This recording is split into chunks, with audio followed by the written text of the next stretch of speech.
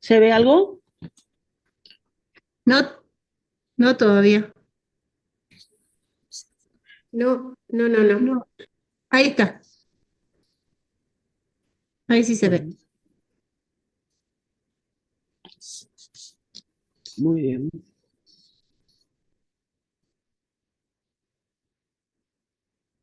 ¿Vos grabás, Lidia? Sí, yo te grabo.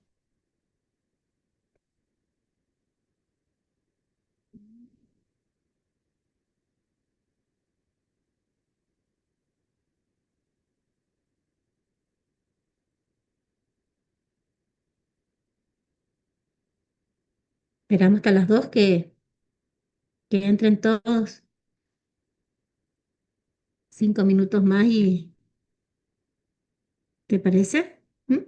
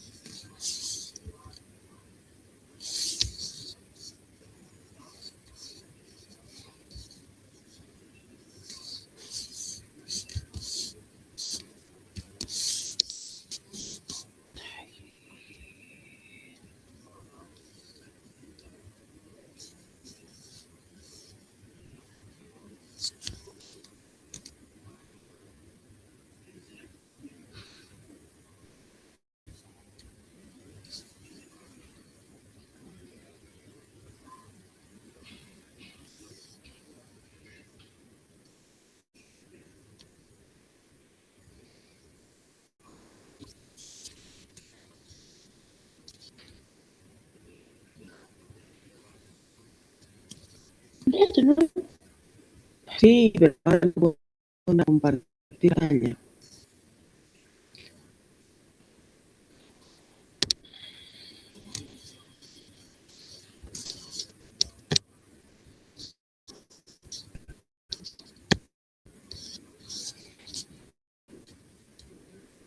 Esa es la que quiero compartir.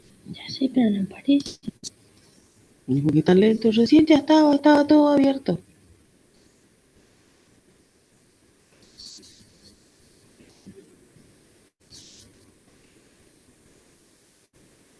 Cancelar.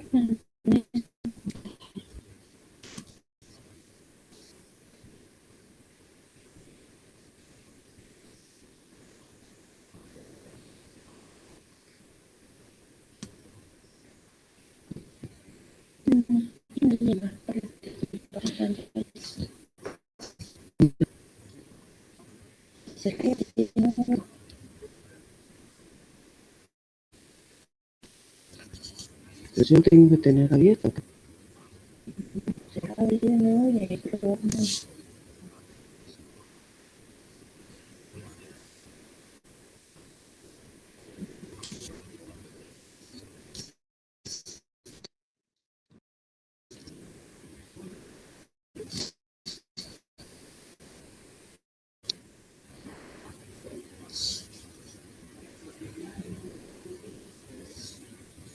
Eso ya lo hice.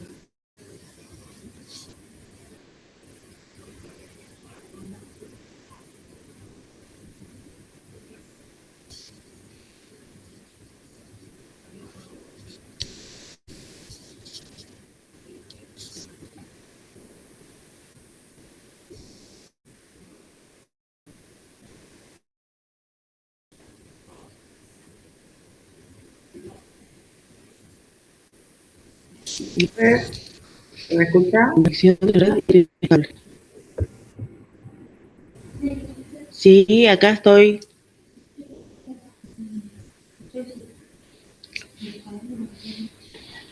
Deja compartir. No quiere compartir mi pantalla. Está retomado.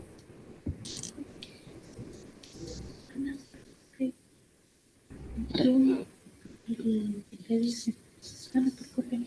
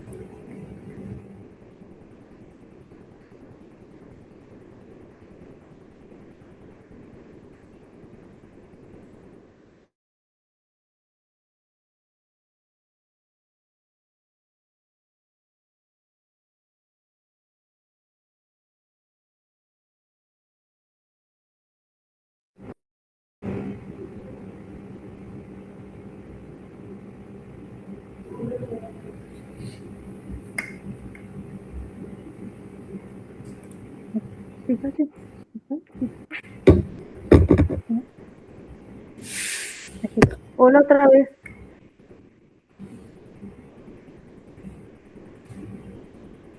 ¿Me ven? Hola, ¿Me sí, escuchan? perfecto. Sí, se ve bien y se escucha. Bueno, no. ¿Se ve la pantalla? Sí, sí, se ve Eh, bien. yo no la veo, por eso te digo. Sí, acá se ve bien. Lo que se ve es, no se ve completa. Se ve al costado las diapos y falta poner en Eh, presentación, capaz. eso se hace, a ver, Abajo a la no, derecha. Abajo a la derecha. abajo a la derecha. No, pero no tiene abajo a la derecha. Bueno, no importa. No importa. Dale. Se ve Que bien. se vean todos, sola la imagen, pantalla Sí, completa.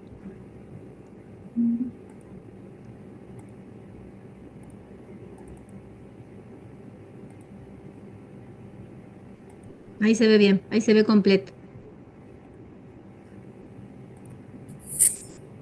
Bueno, arrancamos. Dale. Buenas tardes a todos. Soy la doctora Brien, creo que ya me conocen. Estamos por compartir un tema importante como para arrancar el cuatrimestre motivados a hacer lo que es el cuidado de los niños en la parte, sobre todo, periodontal.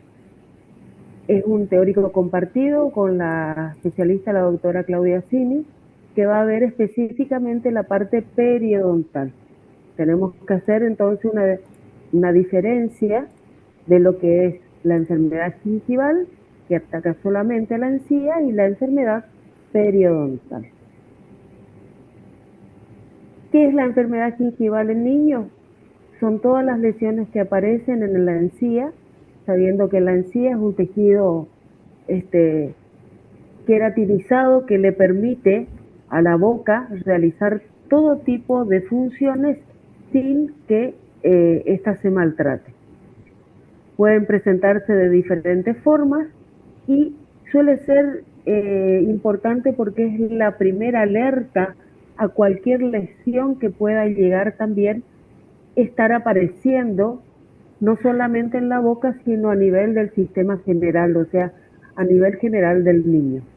Por eso es de que siempre hay que observarla, definir cuáles son sus características normales, entonces nosotros podemos definir si está sana realmente o tiene algún tipo de alteración. Entonces, ¿cuál va a ser el objetivo general de esta clase? Reconocer estas estructuras que forman el periodonto en el niño y los adolescentes para poder mantenerlas en salud. Si nosotros sabemos qué tipo de encía es y cómo debe ser realmente cuando está en salud, vamos a poder reconocer las diferentes partes y saber cuidarlas en cada cosa. Todo tiene un proceso. El niño nace, tiene un tipo de mucosa muy vascularizada, sin presencia de dientes. Estas a su vez le permiten hacer la función sobre todo de nutrición.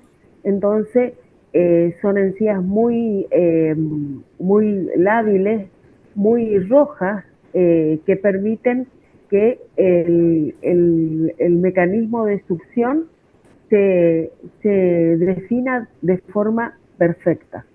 Cuando ya aparecen los dientes, aparecen los primeros topes en esos movimientos, y también a su vez aparecen las primeras alteraciones en la encía, sabiendo de que las alteraciones no van a ser alteraciones patológicas, sino inserciones de la encía, y esto también significa de que nosotros debemos conocer hasta dónde se determina cada encía y la característica que ésta tiene.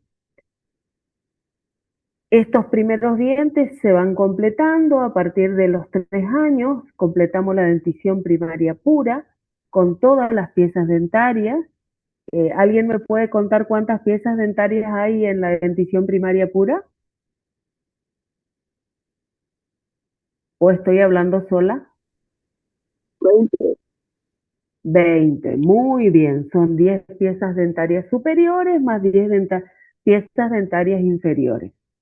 Estas habitualmente entre los 2 años y medio a 3, un poco más, un poco menos, según la cronología de cada uno, van a estar presentes y a su vez van a tener entonces encías de una característica típica en su coloración, en cómo se rodean las piezas dentarias, cómo terminan a nivel de las zonas interproximales, y después a nivel de entre los 5 y los 6 años, con la pérdida de las primeras piezas dentarias primarias, vamos a tener la aparición de lo que nosotros llamamos dentición mixta.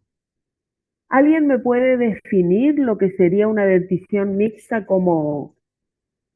qué entienden ustedes como dentición mixta?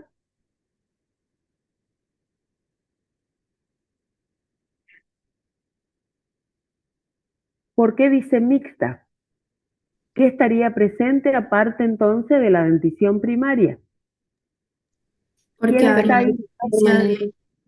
presencia de piezas dentarias Las permanentes. primeras piezas dentarias permanentes. Por eso nosotros le llamamos dentición mixta o dentición eh, permanente temprana, porque nosotros tenemos una mezcla de dientes de leche y dientes permanentes.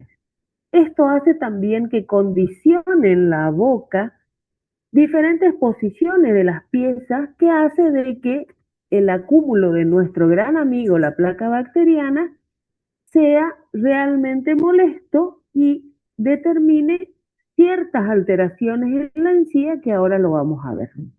Por eso es que tenemos que diferenciar con qué dentición estamos trabajando, qué dentición tiene nuestro paciente en el momento de la consulta, para ver qué tipo de alteraciones se pueden llegar a presentar. ¿Ustedes tienen idea de cuándo culmina el recambio dentario para que nosotros hablemos ya de una dentición permanente?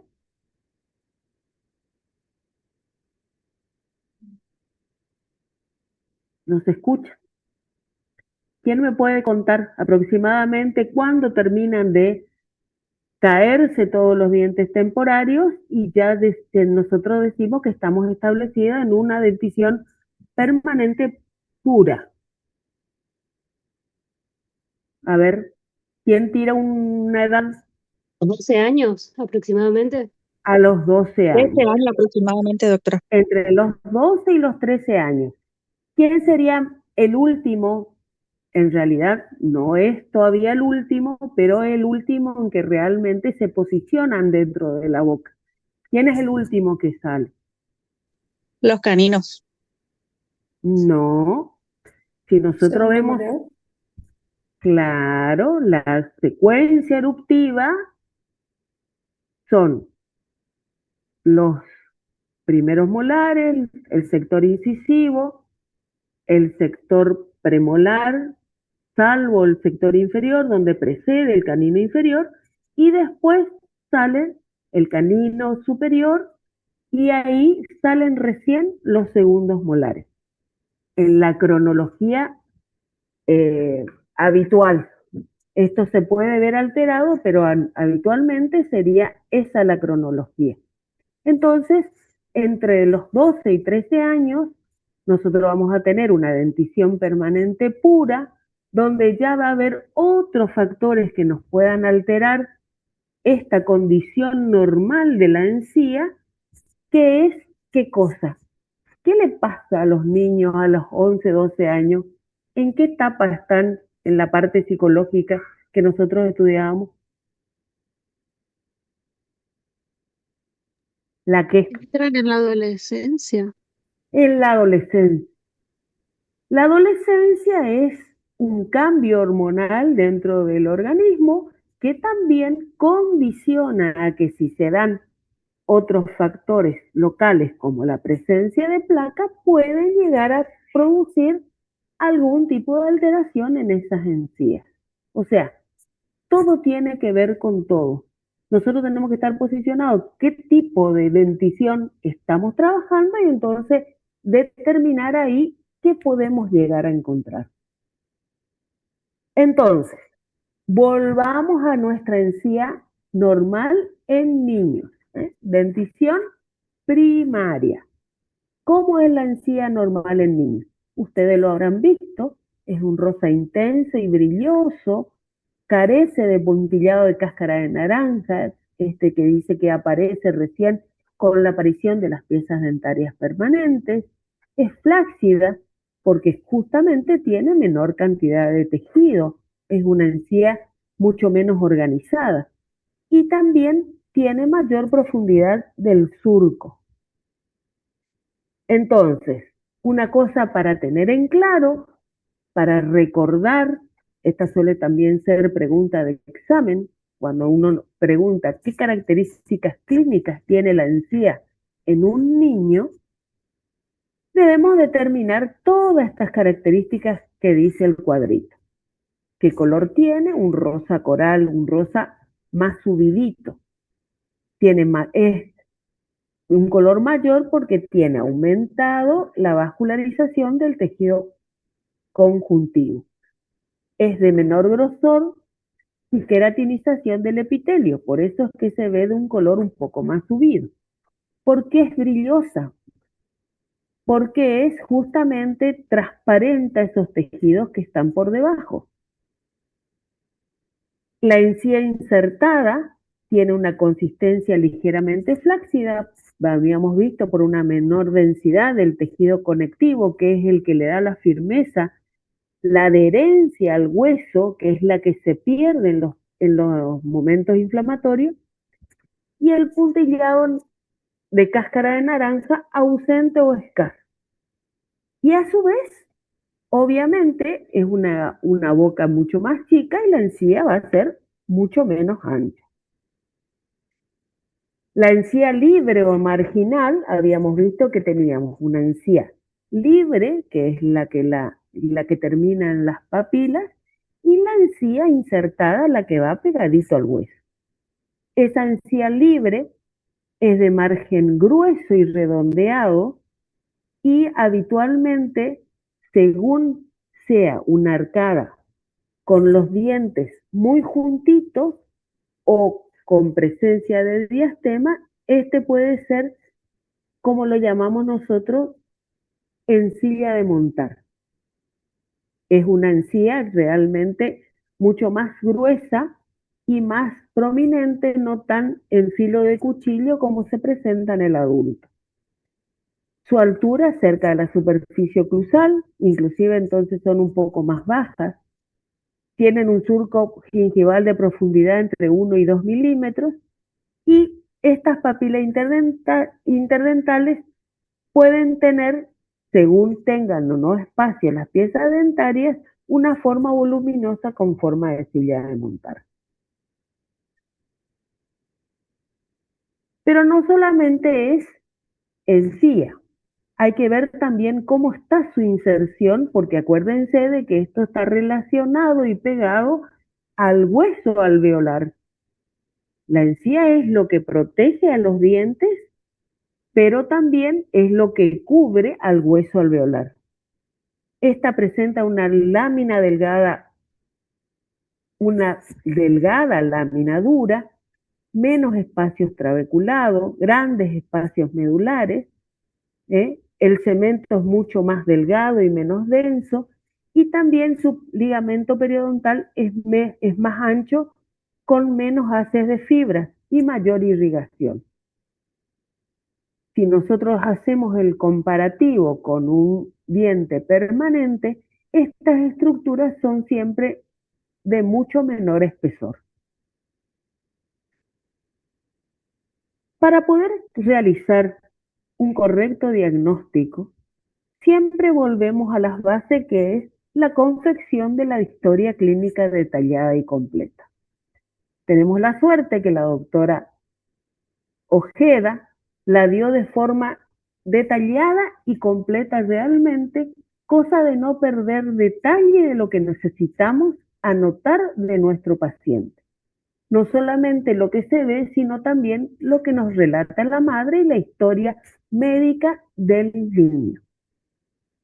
Esto también determina un examen clínico específico mediante la inspección visual, ver si realmente todo esto que contamos que eran las características del niño están visualizados en la boca de nuestro paciente. Se hace en los niños la palpación, no se hace sondaje, porque esto asusta al paciente en la instrumental en sí, y también son lábiles los surcos y se puede hacer el deterioro de esos surcos gingivales, pero sí en el caso de los adolescentes. Y nosotros tenemos una herramienta específica, determinada para la actividad gingival, que es el índice del LOE. ¿Qué nos va a determinar el índice del LOE? A ver, ¿quién me cuenta? ¿Es riesgo o actividad?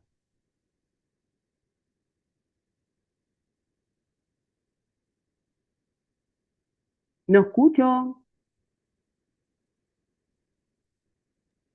Riesgo. Riesgo. ¿Ustedes piensan si el índice de Loe es un riesgo de que el paciente se pueda llegar a enfermedad? O si lo pensamos bien, es un Doctora, índice, ¿eh? Actividad. no Es representa actividad.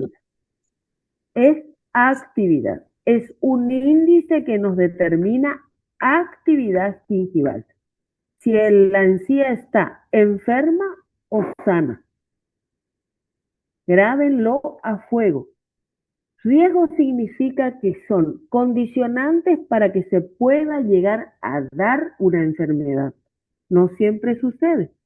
Cuando nosotros hablamos del índice de Loe, lo que determinamos es diferentes grados que va desde la encía sana a la encía enferma, en sus diferentes intensidades.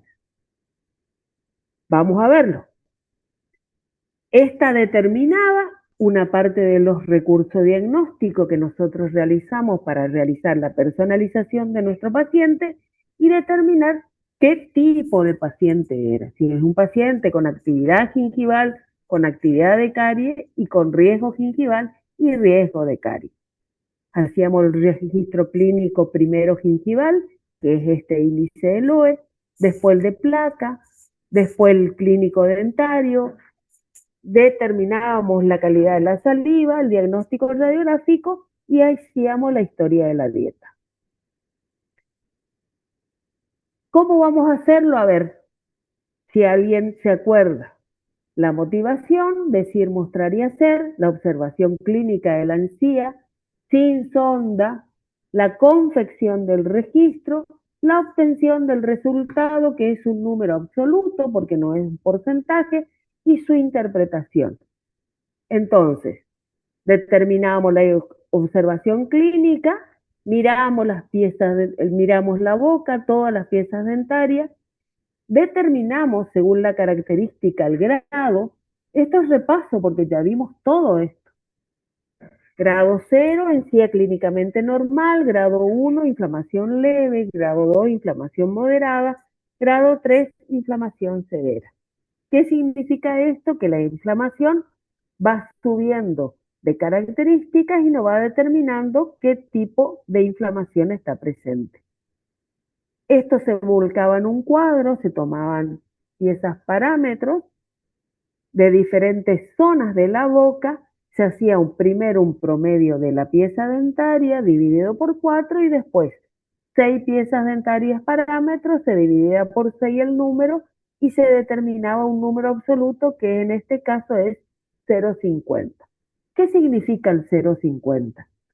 ¿Nuestro paciente está en salud o ya está con una actividad gingival instalada? Todavía está en salud. Muy bien. Entonces, su interpretación sería que un valor menor a 1 es compatible con salud y un valor mayor a 1 es actividad de enfermedad gingival. Entonces, a fuego, ¿qué indica el índice de Loe? A coro tienen que contarme. ¿Qué indica? Actividad de enfermedad periodontal. Actividad gingival. Estas son preguntas de exámenes y estas son las preguntas que después no saben contestar en los parciales. Entonces nos encontramos en un registro. Miren esta cantidad de placas. Ustedes pueden pensar de que con esta cantidad de placas esta encía está sana. No, pues. ¿Lo ven o no lo ven? Si nosotros vemos esta zona, ¿sí? Donde está puesto esto. Esta zona de la encía, ¿tiene el mismo color que esta zona de la encía? ¿Sí o no? No. No, porque esa encía está enferma. Mire cómo se ve acá, firmemente adherida al diente, y en cambio acá se nota que está desprendida por la inflamación que presenta. Si nosotros tenemos un paciente con este tipo de placa y esta cantidad, ¿qué es lo que le está faltando a este paciente? ¿Este paciente está enfermo de otra cosa o qué es lo que tiene? ¿Cómo diría la doctora Briana, a ver, alguno de sus alumnos, cómo cuenta la historia de la doctora? ¿Qué es lo que tiene el paciente este? Yo suelo decir una palabra que a ustedes le causa mucha risa. ¿Qué tiene? No hay ninguno a mis alumnos, parece. Caracha. Es aumento de presencia de placa, ¿eh? Es falta de cepillo.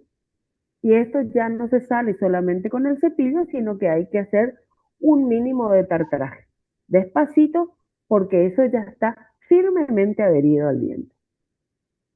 Entonces, recapitulando, examen clínico, se hace inspección visual a los tejidos, el cambio de color, el contorno, como yo les mostraba, los signos de inflamación, se ve la presencia de los dientes, si hay presencia de placas, si hay alguna restauración desbordante, y también si hay o no presencia de cálculo. Entonces, para una clasificación de estas enfermedades, podemos determinar las enfermedades gingivales inducidas por placa, relacionadas directamente a la placa bacteriana, periodontitis crónica, la que se da habitualmente en los pacientes mucho más grandes, periodontitis agresiva, periodontitis como manifestación de enfermedades sistémicas y enfermedades periodontales necrosantes. No nos vamos a mezclar y vamos a determinar solo la parte gingival primero para dejarle a la doctora Cini que nos cuente el resto. Entonces, algo fundamental a tener en cuenta. La gingivitis puede ser definida como una inflamación gingival en la que no se produce pérdida clínica de los tejidos de soporte. ¿Cuáles eran los tejidos de soporte del diente? Aparte de la encía. Ligamento y hueso. Ligamento periodontal y hueso. En cambio, en la periodontitis es una inflamación del periodonto de protección, que sería la encía, y la de sostén, caracterizada por la pérdida de tejido conjuntivo de soporte y de hueso alveolar. ¿Entienden la diferencia específica de las dos entidades importantes que vamos a ver hoy? ¿Sí o no? Sí, doctor. Sigo. Entonces, ¿cuáles son las enfermedades gingivales inducidas por placa y las que no están relacionadas a la placa? La gingivitis es una inflamación que afecta solamente a los tejidos gingivales adyacentes a las piezas dentarias. No es tan intensa como en los adultos. ¿Y por qué? ¿Cuál sería la causa? Debido a la calidad de la placa, esta placa no es tan organizada y tan patógena como la de los adultos. Tiene características anatómicas funcionales del sistema dentogingival que hace que no se acumulen de gran cantidad. Tienen diferencias morfológicas del tejido periodontal, son mucho menos organizadas y también hay un aumento del sistema inmune que se da habitualmente en los niños más pequeños que hace de que la respuesta inflamatoria a esa misma cantidad de placa no sea la de una gingivitis mucho más avanzada. Entonces, ¿cuáles son los factores locales que también, aparte de la placa que está presente por falta de cepillo, que puede también alterar y producir, asociarse a esta gingivitis? Obviamente la mala higiene, los apiñamientos dentarios, fíjense en este sector, es imposible que si nosotros no realizamos una correcta técnica y hacer a veces el hincapié de utilizar el hilo dental para poder limpiar esos recovecos, va a ser imposible que esta encía esté sana. La aparatología, nosotros sabemos que toda la aparatología retiene placa de por sí y si no lo sabemos retirar, vamos a tener una gingivitis. También la presencia de cándida. Esto es, habitualmente se da en niños pequeños, pero cuando hay un desorden en el equilibrio de la flora bucal, pueden llegar a aparecer y se exacerban a una gingivitis debido a que las molestias ocasionan la falta de higiene y esto también a su vez terminan provocando una gingivitis. La gingivitis eruptiva, por la misma razón, todo ese tejido que está en proceso de aparecer en la boca son tejidos que no tienen todavía la consistencia ni el grosor suficiente para adherirse realmente a la pieza dentaria, lo que hace que sea mayor el acúmulo de placa y mayor la prevalencia de una aparición de gingivitis. Y también los respiradores bucales. Esto hace de que permanentemente presenten la boca abierta y eso hace de condicionante de que la encía se vuelva más irritante y más propensa a este tipo de lesiones. Entonces, una cosa establecida es que la gingivitis marginal crónica, así como ustedes la conocen como entidad, está asociada a la presencia de placa bacteriana. Fíjense cómo hace el engrosamiento de los bordes de la encía, y también a otros factores como ser caries, dientes movibles, malposición dentaria, respirador bucal, etc. ¿Cuál es el tratamiento? Y el tratamiento siempre es el mismo, que el paciente reconozca que tiene placa mediante el revelado de placa habitual, mostrarle con un espejo, fíjate dónde queda atrapada esa placa, la correcta enseñanza a la técnica de cepillado según la edad y la motricidad del paciente, y también en algunos casos el hecho de malposiciones dentarias. ¿Qué hace de esto? Es que la evolución, esto, que es la placa bacteriana, nosotros la cuantificamos ¿con qué índice? ¿Quién me contesta? ¿Cómo se llama el índice que cuenta la cantidad de placa de la boca? De O'Leary, doctora. El índice de O'Leary o conteo de placa. Entonces, si nosotros hacemos en cada recitación ese control y monitoreo de que la placa bacteriana se vaya eliminando progresivamente con cada visita, mejorando porque monitoreamos la técnica de cepillado, esto va a ir disminuyendo. Entonces, cada tanto jugamos con el niño, con el revelado de placa, para saber si realmente anda haciendo la técnica como corresponde. Hay otras gingivitis también inducidas por placa, pero modificada por factores sistémicos que están fuera del alcance nuestro. O sea, lo que nosotros podemos hacer es mejorar los condicionantes atacando a la placa. Pero en el caso de cuando en el sistema endocrino hay hormonas, porque estamos en época de la juventud, el condicionante a los factores se va a aumentar.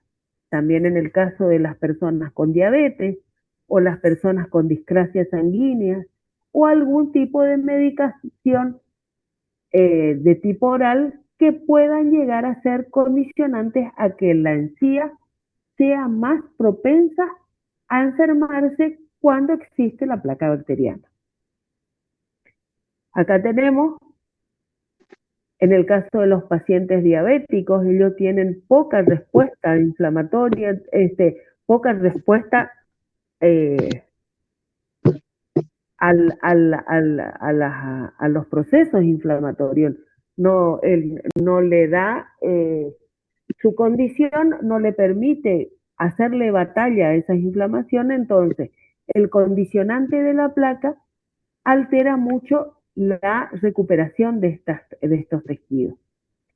Fíjense en el caso acá, en presencia de las hormonas, este sería el caso de un niño ya en la edad de la pubertad. También en el caso de discrasia sanguínea, como las condicionantes externos hacen de que la encía responda de forma diferente. Fíjense acá, la deficiencia de vitamina C, el agrandamiento gingival provocado por algún tipo de medicamento. Entonces son gingivitis provocadas por placas, pero aumentadas por factores locales sistémicos que el paciente presenta. También otras cosas pueden alterar la encía, como quistes de erupción, en este caso. Fíjense, esta pieza dentaria le costó hacer ese primer corte de la primer partecita de la pieza dentaria, hizo un quiste de color azulado, ustedes ya lo vieron en patología, y justamente hace de que toda esta zona, por ser doloroso, porque el niño teme pasar el cepillo en ese sector, aumenta la cantidad de placa y hace una gingivitis asociada a todo este sector. Profe, Señor, en la gingivitis por medicamento, ¿crece el hueso también o solo la encía? no, la encía es lo que crece, el hueso no crece nunca. El hueso se determina el crecimiento normal, o sea, la patología en este caso es una incondicionante al medicamento utilizado. Solo las encías. En este caso el hueso no tiene nada que ver. Por eso es de que una de las formas de tratamiento es hablar con el médico y contarle de que el medicamento está provocando una alteración a nivel bucal que debemos corregirla, o disminuyendo la medicación, o haciendo cambiarla de otra forma, pero bueno, no todos los medicamentos se pueden sustituir. Otra patología que también puede aparecer es la recesión gingival. Tanto se enojó la encía de la cantidad de placa acumulada que se va retrayendo. Fíjense en este sector. Acá quedó parte de la raíz al descubierto, o sea, era tal el grado inflamatorio de la zona que la encía, yo siempre digo, se esconde y se aleja del sector donde está ubicada la placa bacteriana. Por eso es que nosotros, eliminando la placa, haciendo un alisado y una limpieza de la superficie, podemos lograr que la encía vuelva a su posición normal, sin necesidad de hacer ningún tipo de injerto ni nada que se le parezca. También puede haber falta de encía, pero por falta de espacio, Se acompaña con una buena higiene y con el control correspondiente con el ortopedista, o sea, cuando hay migraciones de piezas dentarias por la presencia de una aparatología, por ahí la encía no acompaña el movimiento del diente, entonces como que queda sin sábana para cubrir el diente y entonces queda tejido expuesto. Pero hay que ayudar de que estas posiciones que no son la correcta, cuando uno se cepilla por ahí, se acumula más placa y entonces la encía que quiere volver a reposicionarse en el lugar encuentra el terreno sucio y no quiere instalarse otra vez. Acá hablábamos de los agrandamientos gingivales que me preguntaba Diego. Fíjate que son procesos inflamatorios, también en cierta medicación, pero que, o sea, a veces tiene el paciente buena higiene bucal y no es un problema de placa, es un problema de medicamento. Lo que pasa es que si las dos cosas se asocian, el problema se agrava y llega inclusive a tapar media pieza dentaria. También la gingivitis de la pubertad. Esta es una patología muy, muy presente en los adolescentes. Una de las cosas que por ahí, justamente por eso lo llaman adolescente, porque adolecen de por ahí buenos hábitos y hay un desequilibrio emocional que hacen de que se olviden de cepillarse los dientes y se olviden de otras cosas y habitualmente presentan, es típica en la consulta este tipo de lesiones, esta sobre todo, con lesiones muy marcadas a nivel anterior, porque lógicamente cuando ellos llegan a un punto en que quieren eliminarlo y le duele, eso se hace un círculo vicioso y terminan realmente en un estado catastrófico. Hay un aumento transitorio de los bacilos anaerobios negros, por eso es que se da de que tienen una coloración un poco más oscura. Y ya hay presencia, sobre todo acá ya en los dientes permanentes, de la presencia de cálculo. ¿Cuál va a ser el tratamiento? La remoción del cálculo supragingival, profilaxis y pulido, cepillado dental según la edad, el uso sí o sí del hilo dental, la clorexidina cuando esté indicado ya después de los 6 años al 0,12%.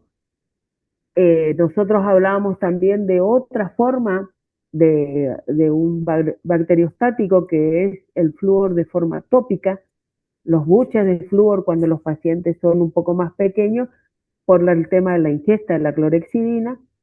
En algunos casos se llega hasta una cirugía para hacer la retracción de semejante cantidad de aumento de encía y también una opción en un cambio de medicación.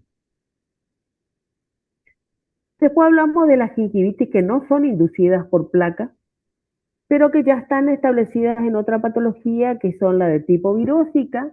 Esto ustedes lo vieron con la doctora Ojeda de forma exquisita y detallada, así que yo no me voy a meter en el tema. Las virósicas, la gingivostomatitis herpética, alteran las condiciones de la encía. La bacteriana, la sífilis, la fiebre escarlatina, la cándida en el bebé, la fibromatosis gingival hereditaria, del caso genético, ahí hay un aumento de la encía, pero ya no producida por la placa, sino producida por otros factores, y también lesiones, manifestaciones sistémicas tipo la alergia y lesiones traumáticas como ser la onicofagia, o sea, morderse las uñas o colocarse cosas en la boca que terminan lastimando y provocando lesiones. Acá está la gingivostomatitis herpética, las lesiones que ustedes ya vieron y conocieron con la doctora Ojeda. También la de origen bacteriano, que es la laguna, que es la pérdida permanente de la punta de las papilas. Entonces, vamos a ver un concepto claro. La gingivitis solo es causada por placa bacteriana. ¿Es verdadero o falso? Falso. Falso. O sea que no solamente la placa bacteriana la puede enfermar, ¿sí?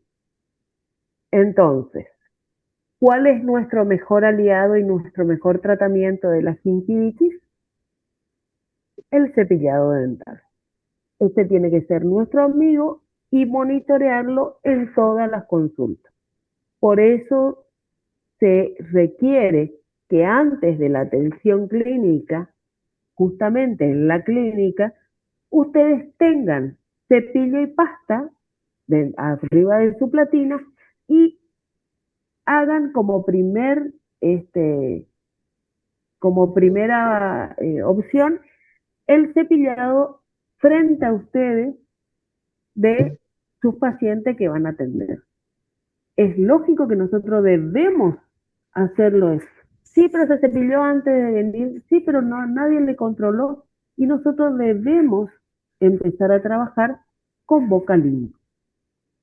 Sirve para mejorar el tema de nuestro tratamiento, para motivar, para monitorear si la técnica está bien realizada y recordar que para dar el alta del paciente, que es lo último que hacen cuando terminan la clínica, los valores que estaban altos por el aumento de la placa y por la causa de las caries que había traído el paciente a la consulta, tienen que ser valores óptimos en salud, o sea, menos al 20% de placa bacteriana sin lesión gingival. Esta es la bibliografía y seguimos con la doctora Tim. Doctora, ¿anda por ahí? Sí, buenas tardes. Deja de compartir nomás tu pantalla y ¿Listo? sí.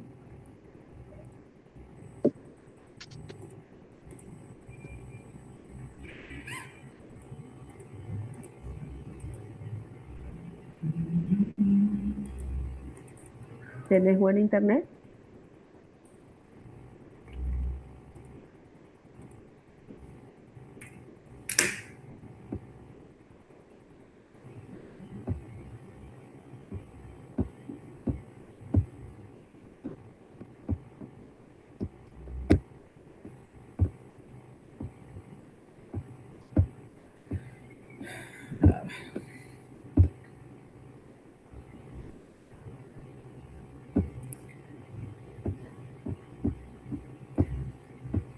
¿Se ve ahí mi pantalla?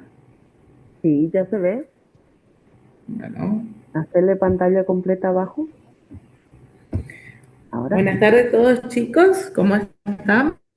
Vamos a seguir con la parte de periodontitis. La doctora le habló de todo lo que es enfermedad periodontal a nivel de la encía. Ahora tenemos que entrar de lleno a lo que es a nivel óseo, la periodontitis. ¿Qué es la periodontitis? Es una enfermedad del complejo periodontal que denota que la pérdida de tejido óseo y de tejido de inserción. La periodontitis se ha modificado su clasificación en el 2020 a nivel del Taller Mundial de la Asociación Argentina de Periodoncia con la OA, que estos están adaptados a nuestros pacientes pediátricos, donde vamos a tener la periodontitis agresiva o periodontitis crónica, la periodontitis como manifestación de enfermedades sistémicas y enfermedades periodontales necrotizantes. Vamos a entrar en lo que es periodontitis agresivas en niño y puberal, donde vamos a tener que tener en cuenta que esta puede ser localizada o generalizada. Y vamos a ir comparando. La localizada se va a dar en qué periodo de erupción aparece a partir de los 4 años de edad. La generalizada se puede dar a nivel del periodo de erupción de las piezas dentarias. ¿Qué diente va a afectar esta periodontitis agresiva, pero localizada? Lo dice el mismo nombre, en algunos dientes, no en todo, como en la forma generalizada. Esta puede afectar tanto los dientes temporales y luego en el recambio afectar a los dientes permanentes. ¿Cuál va a ser la manifestación gingival de esta enfermedad? Va a ser clínicamente es muy poca o ninguna inflamación a nivel de la gingiva. En cambio, en la forma generalizada, va a haber un color rojo brillante, va a haber mayor inflamación alrededor de todas las piezas dentarias. Hay una proliferación gingival y unas recesiones a veces gingivales. Esa es en la forma generalizada. ¿Cómo va a ser la destrucción del tejido óseo? En la localizada va a ser rápida. Es más rápida que en la periodontitis crónica, que de los adultos, pero es un poco más lenta que en la forma generalizada. Es decir, que la agresiva en forma generalizada, su destrucción a nivel óseo es rápida. ¿Qué defectos funcionales va a tener a nivel de la periodontitis agresiva localizada? Va a afectar a los neutrófilos, monocitos, pero no a los dos puntos, ¿sí? Y a nivel de la periodontitis agresiva generalizada, afecta a ambas células, es decir, a los neutrófilos como los monocitos. Recuerden que son nuestras células defensivas del proceso inflamatorio. Entonces, son los que van a ir a atacar esta enfermedad directamente. ¿Qué otras infecciones pueden tener? A nivel localizado, puede presentar otitis, es decir, infecciones del tracto respiratorio superior y medio en algunos casos, en la localizada.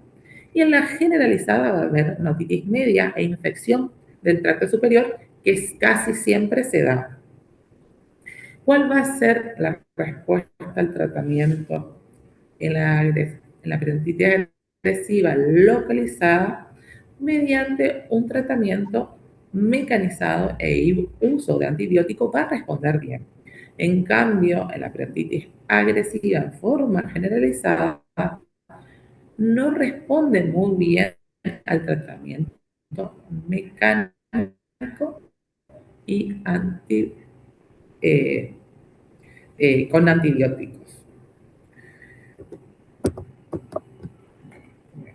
Luego tenemos la periodontitis agresiva, eso era juvenil. Ahora tenemos la adolescente y juvenil. Que también vamos a tener dos formas, una localizada y una forma generalizada que se da esta periodontitis. En la localizada aparece durante la pubertad y la forma generalizada va a aparecer cuando ésta está finalizando la adolescencia. ¿Qué diente va a afectar la periodontitis agresiva localizada? Principalmente a los incisivos y a los primeros molares permanentes. Y en la periodontitis agresiva localizada involucra todas las piezas dentarias permanentes. ¿Qué microorganismo está asociada? La Lactinomyces tencomitans, que recuerden que es el principal microorganismo de la enfermedad periodontal más agresiva. Y en la generalizada dice que no hay uno específico, pero siempre va a estar la Actinomyces tencomitans, que es la más agresiva de las enfermedades periodontales. ¿Qué prevalencia hay según la raza? En ambos es una mayor prevalencia en razas de personas de color oscuras. ¿Cuáles son las alteraciones sistémicas que va a tener esta periodontitis agresiva en forma localizada? Va a haber una disfunción, volvemos otra vez, que afecta a nuestras células del proceso inflamatorio, que es a los neutrófilos, y hay una respuesta a la inmunoglobulina 2. Y en la generalizada hay una disfunción de los neutrófilos. Afecta especialmente a esas células defensivas. ¿Hay una herencia genética? Sí, en la forma localizada hay una distribución familiar en ambos casos, tanto en la periodontitis agresiva adolescente localizada y en la generalizada.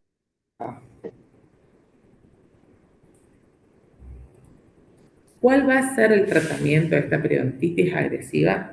Primero que nada, como le dijo la doctora Rien, hay que hacer una remoción de placa bacteriana y de cálculo, mediante que enseñando las técnicas de cepillado, hacer una buena profilaxis, pulido de las superficies dentarias. En los casos agresivos hay que dar tratamientos con antibióticos sistémicos, que pueden ser amoxicilina o metronidazol, dependiendo del caso. Colutorios con clorixidina al 0,12%, que haga en forma diaria. Y a estos pacientes tenemos que controlarle sí o sí cada 3 meses. Recuerden que son pacientes de alto riesgo y actividad periodontal o gingival. Luego tenemos la periodontitis, dijimos, con manifestaciones en enfermedades sistémicas. La doctora Brienda habló hoy de la gingivitis que están asociadas a otras enfermedades sistémicas. También tenemos en las enfermedades periodontales, que esto afecta nuevamente, como les decía anterior, afecta a nuestras células del sistema inmune defensivas, que son los neutrófilos, que tienen la función inmunitaria de defender nuestro cuerpo, ¿sí? En niños es casi raro, pero aparecen cuando completa la dentición temporaria. La periodontitis localizada suele ser de mejor pronóstico que las generalizadas. Como enfermedades de manifestación sistémica tenemos que pueden ser sistémicas y genéticas. Las sistémicas se dan a partir de los 2 años de edad, es decir, cuando completan la dentición temporaria pura, y puede aparecer cuando empiezan a hacer el recambio de la dentición mixta, que hoy le decía a la doctora, que cuando aparece el primer molar permanente. En las enfermedades sistémicas, las más conocidas, tenemos la diabetes mellitus, es decir, la diabetes en niños, el SIDA, la leucemia, neutropenia, histocitosis, acrodemia. Y las genéticas tenemos enfermedades como el raquitismo, el síndrome de Down, entre otras, que son las más importantes y las que más podemos llegar a ver. Luego tenemos como tercera enfermedad periodontal las necrotizantes. La incidencia en niños es muy baja y se da en razas de personas africanas, como le dije, en razas de piel oscura. Clínicamente hay una necrosis y una ulceración del área gingival interproximal de color agudo, hay mucho dolor. ¿Qué factores predisponen? Otra vez, enfermedades sistémicas y autoinmunes como el SIDA, la desnutrición, entre otros, ¿sí? En esto el tratamiento va a ser una terapia local y antibiótico. Bueno, hasta acá son las 3 enfermedades, la clasificación de enfermedades periodontales. Como la doctora Abriel le dijo muy claro, ¿qué es lo más importante que tenemos que hacer nosotros como profesionales? Es enseñar y educar un hábito del cepillo dental a nuestros niños. Cepillo, hilo dental, ¿para qué? Para mantener esa salud bucal en el tiempo de esos chicos, ¿sí? Bueno, al final tenemos un videíto que empieza la semana del niño y la salud bucal, que a ver si reproduce.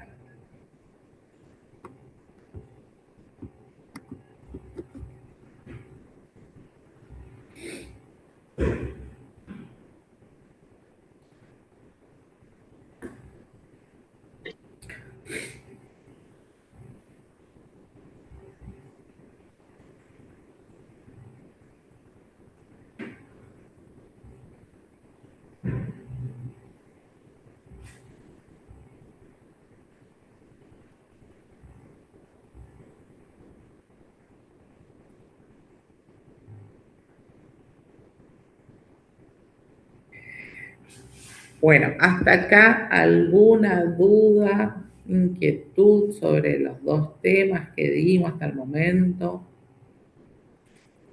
¿Qué me dice, doctora, que en la periodontitis localizada afecta a los neutrófilos o a los monocitos? No a los dos, en la Sí. sistémica a los dos. O sea, si es a los monocitos sería algo más crónico, ¿no? ¿O no? Esa afecta en la localizada. Acuérdate que es agresiva. Pero, o sea, Va a que afectar a uno de los dos, pero no a los dos juntos. Pero ¿qué me En dice cambio, en eso? la generalizada, sí, O sea, la periodontitis, o sea, las mismas células de defensa del cuerpo generan la inflamación. Puede ser, ¿no? sí. Pero la Pero que, enfermedad va a atacar especialmente y eso va a depender de la respuesta del organismo de la persona. En la localizada, en la generalizada te afectan los dos, mm, que destruye principalmente esas dos células defensivas. ¿Se entiende? sí, como que me Noté que queda las como... dos no actúan las dos juntas. Cuando no se puede batallar, aparece las siguientes células, ¿no?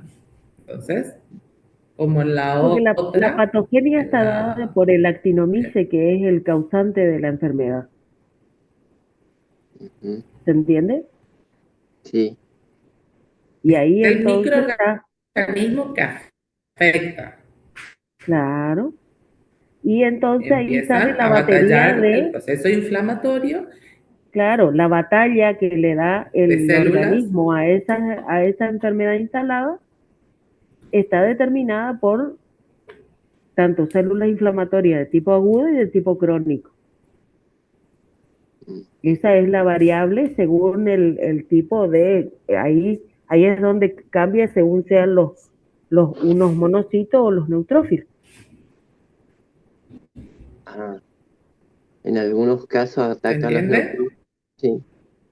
O sea, O sea, cuando nosotros hacemos un estudio habitualmente de laboratorio donde prevalece algunas de estas células, hablando de que nosotros entonces estamos pensando que es un proceso inflamatorio agudo, porque entonces tenemos toda la línea de defensa instalado en algún proceso que se está produciendo en el organismo, o ya tenés los que habitualmente están en el organismo defendiendo y bajando todas las características que puedan aparecer en el organismo.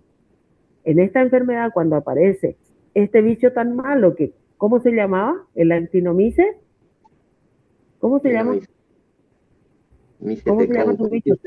algo así. ¿Sí? Que la Sencomitan ¿eh? La o la agresividad de AA. este tipo de microorganismos no es lo mismo que estamos hablando de los estreptococos habituales que aparecen en la microflora de la boca, que es la que habitualmente nosotros tratamos de desbaratar por medio del cepillado para que esa placa bacteriana no se convierta en una placa madura con microorganismos de más agresividad. Ese es el tema. En esto estamos hablando ya de un ataque de otro tipo de bacterias que nos están produciendo una lesión mucho más grave y obviamente el organismo responde a eso, ¿sí? O sea, usted manda a hacer un análisis de laboratorio y que si están aumentados o disminuidos los neutrófilos o monocitos le dice algo. ¿Cómo sería esa lectura? Y claro, pero bueno, pero nosotros estamos siempre trabajamos, cuando se trabaja en este tipo de casos, estamos hablando de un caso, de un paciente que seguramente tiene alguna patología asociada, porque no se da en pacientes sanos, habituales. Si ya está con una patología, está bajo la tutela de un médico, que es el que maneja los valores normales del paciente y está haciendo el monitoreo de la parte general del paciente. Esto se da como evidencia clínica en boca de que también tiene instalación de otro tipo de lesiones y lógicamente leer un Laboratorio. hemograma, un estudio de laboratorio, nosotros sabemos los valores normales, pero bueno, pero de ahí nosotros no estamos especializados en determinar Deberemos hacer la interconsulta con los que saben y a partir de ahí, porque eso también va a condicionar la terapia medicamentosa que vamos a tener que utilizar, porque vamos a tener que hacer seguramente un antibiograma ver qué tipo de antibiótico realmente es el que va a responder a ese tipo de afección. Ya no es lo mismo. Ya no es lo mismo hacerlo para un caso común de cualquier otro tipo de patología. No son pacientes habituales y cuando se los trata como un equipo interdisciplinario donde se maneja el médico, el que hace el laboratorio, el que entiende de monocitos y linfocitos, el que entiende. Entonces, nosotros vamos a hacer la parte específica clínica, que es la de mantener la higiene bucal y mantener las condiciones para que la agresividad sea menor y no para ponerle las condiciones para que esto se agrave. Porque si nosotros le dejamos a la vera de Dios del médico, del pediatra y del que le trata, y no intervenimos nosotros como higienistas de ese paciente, nunca va a tener buena respuesta, porque la placa va a seguir existiendo y entonces nosotros tenemos que tener el granito de arena lógico de hacer la parte nuestra, que es mantener la boca limpia. Eso le va a ayudar a que lo otro, que va a ser de origen general, pueda determinar una respuesta. Porque si no, le vamos a dar todo el antibiótico que quiera, pero si no le enseñaste a cepillar los dientes, estamos en el horno. En una periodontitis localizada que no se ve afectada la encía, ¿se la detecta porque se queda raíz expuesta o parte de...? Si nosotros estamos hablando de una periodontitis con pérdida del tejido de soporte, ¿cuál es nuestro estudio complementario fundamental? ¿Radiografía? Sí. Si nosotros vemos la pérdida de las crestas óseas, o a veces se detecta justamente estas lesiones porque habitualmente las crestas, son puntudas. Si nosotros vemos una imagen normal radiográfica, cuando esta cresta se pierde, porque hay pérdida de pérdida ósea, como ustedes lo vieron en periodoncia. Bien. Que evalúan la periodontitis, el grado de su avance según no solamente la condición clínica de la encía, sino también de los tejidos de soporte. Hay movilidad de las piezas dentarias justamente porque hay pérdida del ligamento periodontal, hay pérdida de las crestas alveolares, o sea, hay una sumatoria de cosas que determinan de que esta patología no es quizás una periodontitis de origen común, y te pones a mirar y haces un cultivo y ahí te aparece que había sido que hay otros bichos que no son solamente los que están presentes en la boca, y entonces estamos ante el diagnóstico de una periodontitis de forma agresiva. Bien. Pero aparte, como dice el nombre, es agresiva, así que clínicamente siempre vas a tener una manifestación. Puede ser seguro. En una pieza dentaria, como dice la doctora, hay una retracción de la encía, pérdida ósea, ahí puede hacer un sondaje y para complementar radiografía y complementar el laboratorio, el cultivo. Esa es una secuencia, así que no es que no va a haber una inflamación, siempre va a haber una inflamación, una retracción gingival que te va a decir que está teniendo un proceso periodontal, ¿sí? Y después, con la sonda, con la radiografía, con el cultivo, vas a decir, bueno, diagnosticar qué tipo de periodontitis es. ¿Se entiende, Diego? Y sí, la última pregunta es que nosotros cultivos vimos un poquito en patología de tercer año, pero ahora ni idea cómo se hará un raspaje en la zona y cómo, para tener una idea. Pero bueno, pero estamos hablando de que Estas cosas no se tratan en consultorio, se Ah, hace una consulta interdisciplinaria donde vos lo detectás, para eso existe la especialidad, para eso existen personas idóneas en el tema. O sea, bien. nosotros habitualmente esas cosas no hacemos, pero llegado el caso se hace la consulta con el periodoncista, y el periodoncista sabe qué tipo de estudios a realizarle De y cómo tratamiento. interpretarlo. Bien.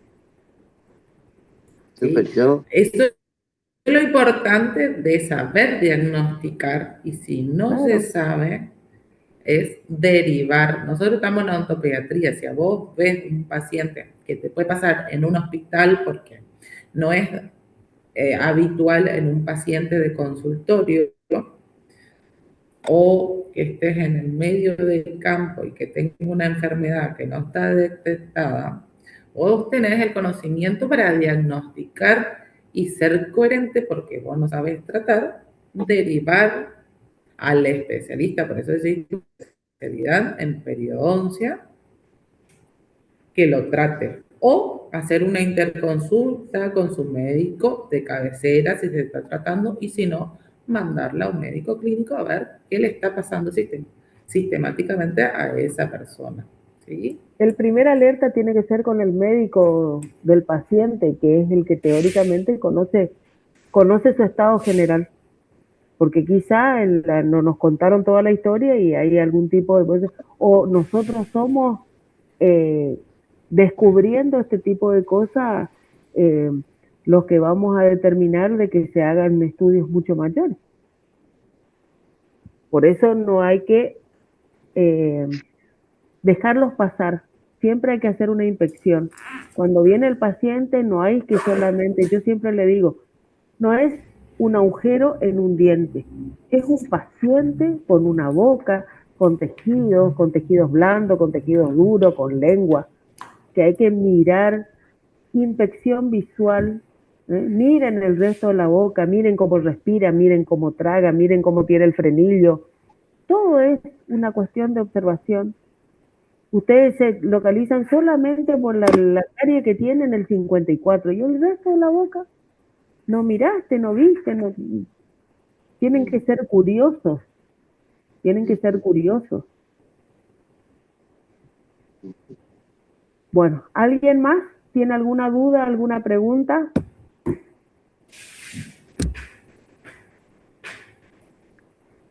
Nos vemos el viernes, si Dios quiere, Dios mediante. Si Dios 13:30. quiere, todos con Carpeta buena completa.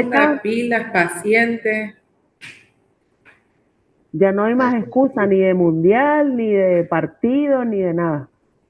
Hay que poner Ni primera de y a fin de saltar. largo, ni nada. Gracias, doctora. Muchísimas Muy gracias. bien, chicos, nos vemos el viernes. Saludos. ¿Alguna consulta, doctora Elizondo? Ninguna. Hermoso todo. Nos vemos el Bueno, viernes. Nos vemos. muy bien.